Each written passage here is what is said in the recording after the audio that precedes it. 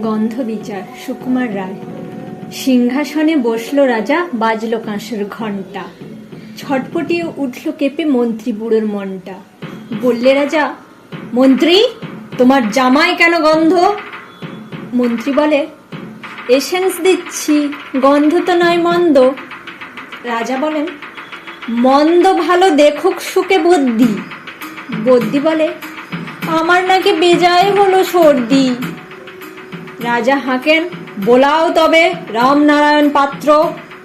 পাত্র বলে, নস্যি নিলাম এক্ষুনি এই মাত্র। নস্যি দিয়ে বন্ধ যে না, গন্ধ কোথায় ঢুকবে? রাজা বলেন, কোটাল তবে এগিয়ে এসো শুকবে। কোটাল বলে, পান খেয়েছি, মশলা তাহে কর্পূর, গন্ধে তারি মুন্ডু আমার একেবারে ভরপুর। রাজা বলেন, আসুক তবে শের পালোয়ান ভীম সিং। ভীম বলে, আজ করছে আমার সমস্ত গা ঝিমঝিম, রাত্রে আমার বোখার হলো, বলছি হুজুর ঠিক বাত। বলেই শুল রাজসভাতে চক্ষু বুজে চিৎপাত। রাজার শালা চন্দ্রকেতু, তারেই ধরে শেষটা। বলল রাজা, তুমি না হয়ে করো না ভাই চেষ্টা।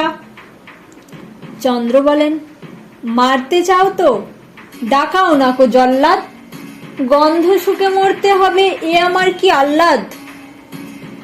ছিল হাজির বৃদ্ধ নাজির, বয়সটি তার ৯০। ভাবল মনে, ভয় কেন আর, একদিন তো মরবই। সাহস করে বললে বুড়ো, মিথ্যে সবাই বকছিস, শুকতে পারি হুকুম পেলে এবং পেলে বকশিস। রাজা বলেন, ১০০০ টাকা ইনাম পাবে সদ্য। তাই না শুনে উৎসাহেতে উঠল বুড়ো মধ্য। জামার পরে নাক থেকে শুকলো কত গন্ধ, রইল অটল দেখল লোকে বিস্ময়ে বাকবন্ধ। রাজ্য হলো জয় জয়কার, বাজলো কাঁসর ঢক্কা।